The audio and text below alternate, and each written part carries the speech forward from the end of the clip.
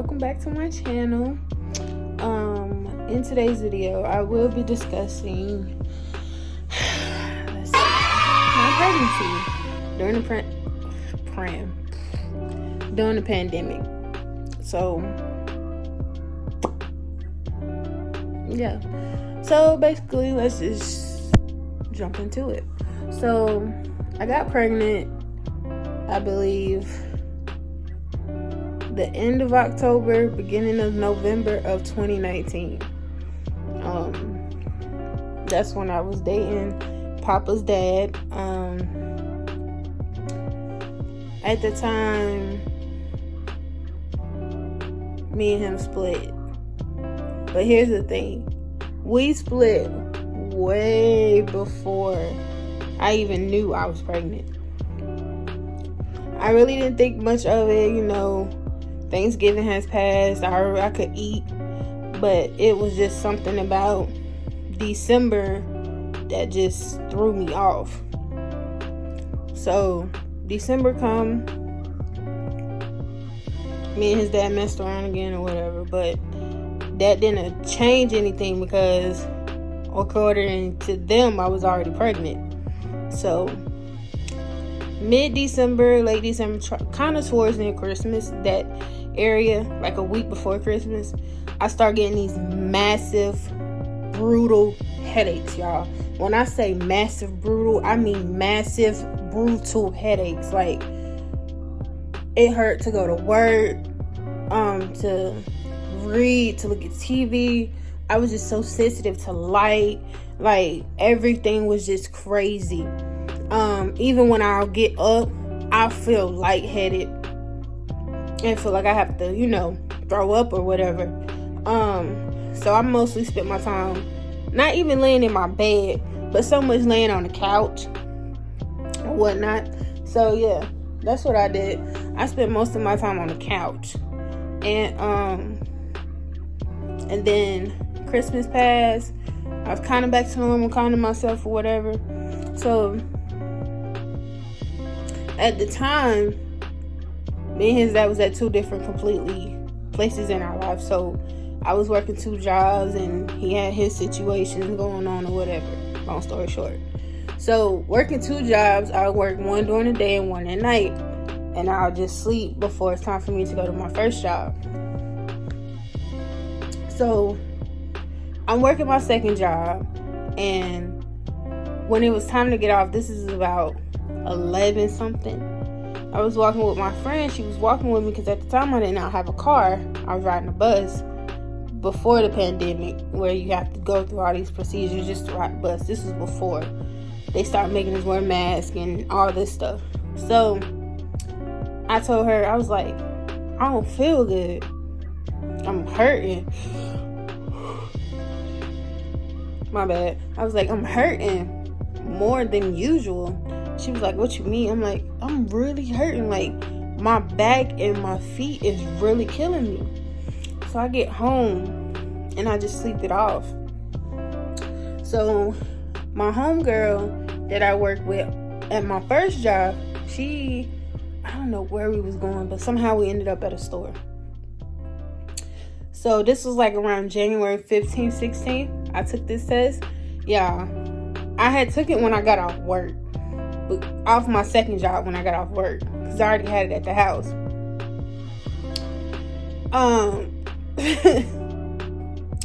So basically, people always say, oh, it's better to take pregnancy tests in the morning, because that's when your period has all your hormones and then they can test it easier and blah, blah, blah, blah, blah, or whatever.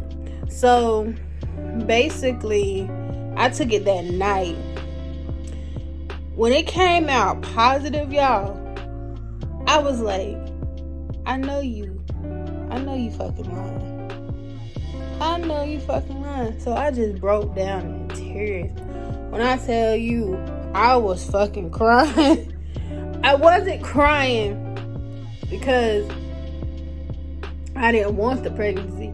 I was crying because of the timing that I got pregnant. It wasn't the right time for me at the time.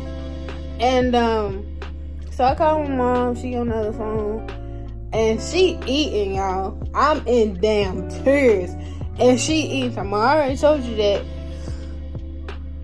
It was like, I'll call you back. Because she was on the other line. So I'm just crying and crying. And then I broke down and I told his dad. And it just went from there. But mostly, I think what messed me up the most was having to it be my first pregnancy. You know what I'm saying? And me having to wear a mask all the time to every doctor's appointment. See, we already had to wear masks to work. So, and I was very cautious. Before they recommended 2 mask recommendation, I did that way before they did that because I felt like one for my son and one for me. Did y'all hear him in the background? Yeah, so basically, I'm going to doctor's appointments, catching rides. Okay, so let's fast forward to my last week of work before I go on maternity leave. So I put in a request for Friday to be my last day off. I was like, let me work this rest of this week and get my coins. So about that Tuesday, y'all, I kid you not, I was so upset. Oh my God, I was so upset and so hurt because I started having contractions at work. And it's what we call Braxton Hicks. That's what I thought it was. I thought it was just Braxton Hicks. And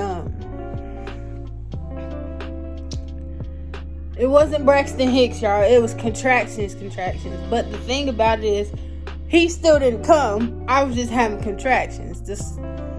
And so the reason why I'm skipping so far ahead is because during my whole 9 months, I worked my whole 9 months. My first job, I had to quit my second job because it required a lot of heavy lifting versus my first job. So I continued to work my first job to support myself. And I cried about quitting my second job because y'all, I love the money. I love the money. I cried when I quit my second job when I was pregnant. I think I cry almost every day about that. But hey, get over it. So basically, during my pregnancy, I was sick a lot. I was on a strict diet. I had gestational diabetes. I was on the verge of preeclampsia. I have hypertension, which is high blood pressure. My blood pressure stayed high all the time, the whole time I was pregnant with my son. That's the reason why I was having such bad headaches. My blood pressure stayed high my whole pregnancy. Never went down. I think the only time it wasn't high is when I was asleep. But every waking moment it was high. But long story short, after that, so they wanted to induce me. And if you don't know what that is, that means the doctor gave you Pitocin and all that stuff, but they break your water for you. And they schedule you to deliver your baby a week early, which is 39 weeks. You know, most people deliver at 40 weeks, that's full term, but 39 weeks, anytime between 37 and 39 weeks is still considered full term. What else? So I went in that Sunday, to get everything set up with me. I didn't have him until that Tuesday afternoon. Yeah, because for the life of me, I would have contractions, y'all. Them contractions was nothing like people was telling me it was. It was nothing like that. I think I handle contractions better than I do my monthly cycle because my cycle cramps are way worse than contractions. So basically, I handle those like a pro. They tried everything they could to open my cervix. They tried the balloon method. And if you don't know what a balloon method is, it's like, you can Google it, but it's like a long stick with a balloon on the end. And once they have the balloon up in you where your cervix is, They can let's see a little baby in the background. So bad. But they insert it near your cervix to open it up, and then they fill the balloon with water. When I tell y'all, the first time they did it, they had to force it in there because it was so tight. It didn't make sense. My cervix would not open up. I was having contractions, but my cervix was not opening up. When I tell you, I was about to punch this doctor in her face because she basically forced it in there, and I was over it. I was in tears when it happened. Okay? I was in tears. I didn't want nobody touching me after that. I didn't want nobody saying nothing to me because it wasn't part of my birth plan. My birth plan was to get this over with and done with. So it opened my cervix about 2 centimeters, and that's it. It stayed at 2 centimeters a whole 24 hours. And then it came out when I had to go to the restroom. So that was just Sunday. Monday, I told him don't touch me. I said I want a C-section, and it is what it is. So Monday about 6 p.m. or was it 5? Between hours of 5 and 6, they came with me with a suggestion that I go ahead and get an epidural. And I'm gonna explain why. The epidural, this is way off topic, but the epidural wasn't as bad as I thought it would be. Like everybody says, it's like a sting, really. It's not as bad as I thought it would be. Of course, I watch YouTube videos to punk myself out. Of course. Who doesn't? You know what I'm saying? So the reason for that is they give me the epidural. It numbs me from the waist down, and they can try to insert the balloon again, but this time I won't feel it and it won't hurt. So I agreed to it. You know what I'm saying? Anything to get him out, because basically they wanted me to try to do a natural birth, and I really wanted to get a C-section and just be done with it. It was like, no, we're gonna try it the vaginal way, so that way it won't take you longer time to recover. Because from what I gathered, C-sections are a lot harder to recover from than a vaginal delivery. So I said, all right, fine, whatever, just get this baby out. When I tell y'all, I was over it, and I was tired, and I didn't eat nothing. Them 3 days I was in the hospital until after I had him, I was miserable, and I wanted to try anything to get him out. So basically, once they did that, Monday night, I was so drugged up, and it made no sense. I could actually sleep, but the thing is, the way they had my body, this is the only side effect I got from the epidural. Of course, I get back pains from time to time, but it's my, what you will see in the camera would be your right, but it's my left side, my whole left side. That's the side that I was most comfortable on, so I kept sleeping on that side.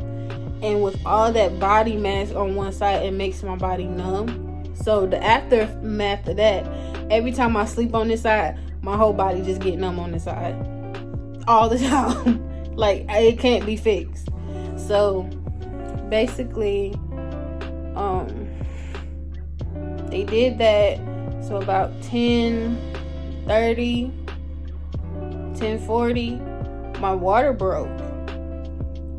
Need I remind you, when they were checking me, I was asleep. My water, from what I gathered, they say my water shoot to the other side of the room, because that's how it flew out. And then by the time 2 o'clock came and they checked me again, I was about 7-8 centimeters. So that morning, I was 8.5, 9. And by 12 o'clock, I was a full 10. So I was damn near pushing an hour and some change. Because his head was so big. I hate to say this about my baby. His head was so freaking big, y'all. That was the hard part. Anybody will tell you, having your baby The head part is the most difficult part to come out. Everything else just slides out pretty much. What was unique about this was when he came out just like I did, apparently. My son came out and did not cry. No, it wasn't nothing wrong with him.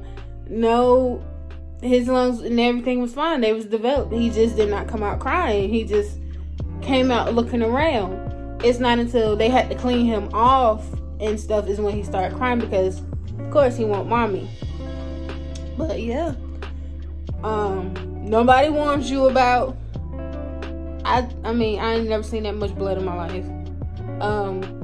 Nobody tells you about the after birth pee. When I tell y'all I wanted to scream, I wanted to scream. Okay? One baby, my son split me. Okay? That was something in my birth plan I was trying to avoid altogether, because originally I wanted a midwife and I wanted to do a water birth. But because of the pandemic, I couldn't do that. So that switched my plans up a little bit. So when I did that, I was over it. I was like, oh nah. No. I was upset about that one. So basically, once that happened, boy, I tell you what, that spray bottle they give you that you put water in, that came in handy for me, and that numbing spray. Those two things came in handy for me. I didn't really care for the ice pack thing, because it made me feel like I was peeing on myself. So I didn't really care for that. Yeah, that was basically my delivery with my son. But I think the hardest part about the pandemic was I had to be homebound once I got my COVID testing, which came back negative for my son. All pregnant women have to get their COVID tested before they can go in the hospital, as well as the person that's coming with them. But the person that was with me at the time had already did it at their doctor's office, so we were good. We just had to stay homebound until it was time to come into the hospital to have the baby. If you know anybody that's having a baby, you'll know they still strict on visitors. At least where I live, they're still strict on visitors. Yeah, and when it was just a lot, especially me not being able to eat. And when I did have my son, they asked me what did I want after I had him. All I kept saying is I wanted some ice water. Ice water, ice water. Y'all, when I tell y'all I was guzzling down me some ice water, it didn't make no sense, because that's all I was wanting. I was so dehydrated but hungry at the same time, but that ice water was everything. Because when you give birth, you can do one or two things. You can either poop while pushing, or you throw up. And it turns out I got lucky. I would consider throwing up over pooping better to me, because I would want to shower right after. So I got the luxury of throwing up. And it wasn't like throwing up like food. It was like more like liquids, because I was pumped full of liquids and didn't have any food in my system. So it was terrible. I felt like crap, and I still had to push. My body was so, I found a new respect for anybody that carry a baby. I've been had respect, but once you go through it yourself, it's a whole different type of respect. Our bodies go through so much. You know what I'm saying? And the postpartum, hey, if you don't get it, you're lucky. Unfortunately, I was one of the ones that got postpartum. I'm still 9 months in postpartum. Because some days I don't feel like myself. With postpartum, it takes a while for you to get, your self-image back in who you want to look like who you used to be as a person. It takes a while for that to come back. And I had to realize that while I was forcing it so hard. It takes time. I'm slowly getting back to myself or whatever. What else? Not too much, but I think the worst part I done ever dealt with, other than getting stitches down there, was I think 2 days later after we got home from the hospital was having my son circumcised. That was the worst experience of my life. To this day, I will never forget that. If you got a son, do it while they born and get it over with. That's all I can tell you. But basically, when me and him came home from the hospital, it was mostly FaceTime calls or voice calls, and I didn't really send pictures of him like that. I wanted to enjoy him first before I started doing that, which I'm still am. I haven't really gave anybody pictures or whatever. The first night home with Papa was hard because at the time, I have my bed sits low now because of the frame I got. But at the time, I had a bed that sat higher, and with me having stitches and trying to recover, oh my God, it was so hard. I had to place him down on the bed first in his little boppy thing, and then I had to try and climb up on the bed and get comfortable as possible before I picked him off his boppy, because I was in pain, and I had to sit and lay a certain way, and that shit is just terrible. Makes you want to wait on kids, you know. I mean, I do want future kids. I mean, it just depends. He might be the only one. I might have one more. You never know. Gotta stay tuned for that one. But anyway, I had a beautiful baby boy. He weighed 7 pounds 6 ounces, and he is 16 inches long when he was born. My beautiful baby. To this day, I'm still in shock. Like, dang, girl, you had a whole freaking baby. I'm like, yeah, I had me a baby. Okay, bitch. But you know, I love my baby to death, y'all. I really do. Even though the timing wasn't right for me and his dad, you know, that little boy has brought so much joy and happiness to my life till it's not even funny anymore. Like, he has been the center of my world. I love him so much. Like, he's brought me so much happiness.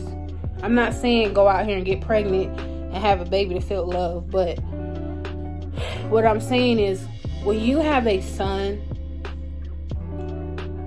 it's a different type of love, because boys love their mommies.